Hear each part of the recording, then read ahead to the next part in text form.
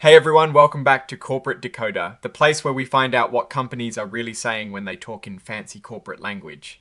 Today, we're looking at OptimumBank Holdings Incorporated's latest report, and let's just say some of the numbers might be a little less than stellar. Before we dive in, if you like getting the real story behind these filings without the corporate jargon, make sure you're subscribed. And if you want to chat with us and other finance fans, join our Discord community. The link is in the description below. Alright, let's get straight to it. OptimumBank Holdings Incorporated is putting out a current report, basically an update on important company events. The date here is the 16th of October 2025, and that is also the earliest date of any event being reported. This is the kind of report that companies file when something significant happens, and often it is to share financial results or major company changes. Now, the real meat of these filings, especially for an investor or even just someone curious about the company's health, is often in the financial details, and that is usually tucked away in the exhibits. This report is no different. What we have here is a presentation from the 16th of October, 2025. Companies release these presentations to share key information, often about their financial performance.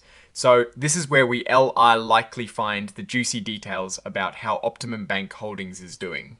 They were talking about their unaudited results of operations and financial condition for the 9-month period that ended on the 30th of September, 2025. Being unaudited means these numbers haven't gone through the full, strict review process that audited financials do. So take them with a grain of salt, but they still give us a good snapshot. Remember, this company is OptimumBank Holdings Incorporated.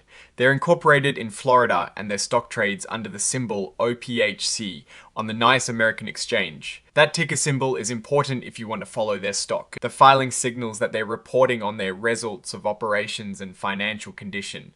This is always the most critical part of any company report. It tells us how the business is performing financially.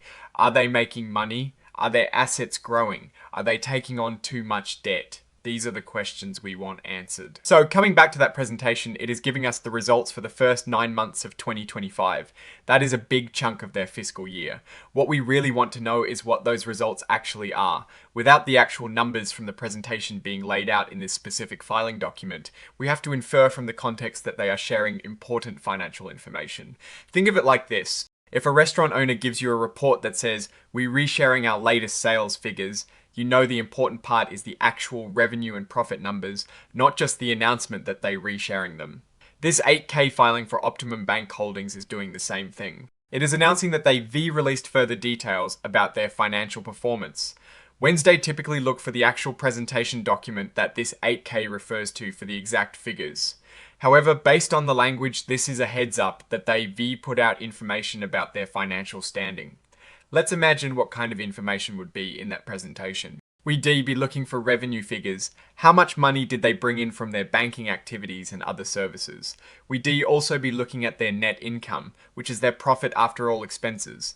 Is it growing or shrinking compared to last year? Are their expenses under control? We also want to see their balance sheet, how much do they own assets and how much do they owe liabilities.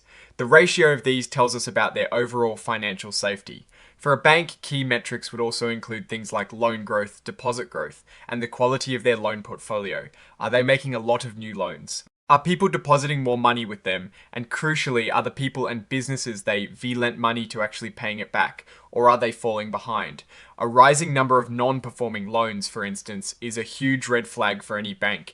We also need to consider the broader economic picture in 2025. What is the interest rate environment like? Are interest rates high, which can be good for bank profits on loans but bad for borrowers and potentially increase defaults? Or are rates low, which might mean less profit on loans but could stimulate borrowing and economic activity?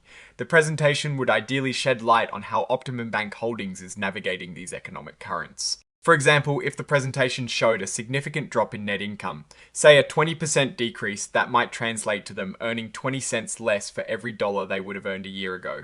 Or if their total assets grew by only 5%, but their liabilities grew by 15%, that is a sign they're retaking on more debt relative to their growth, which increases their financial risk. A key takeaway from this type of filing is about transparency. By releasing this presentation, OptimumBank Holdings is informing investors and the public about their performance.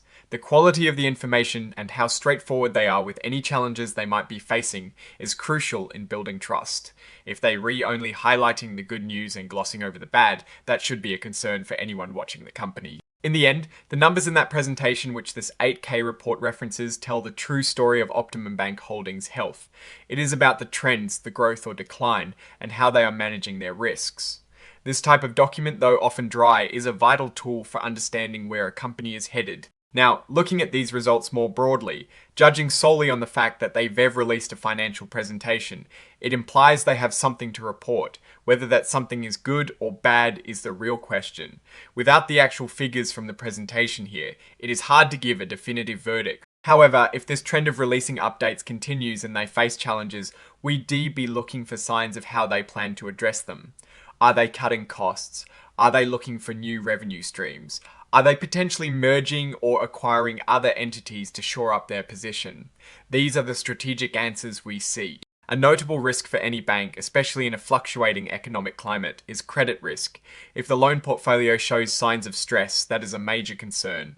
On the flip side, if they showing strong growth in deposits and performing loans that signals operational strength and good management of their core business. The strategy here would likely revolve around prudent lending and efficient management of their capital. My conclusion based on this filing is that OptimumBank Holdings is actively communicating its financial status.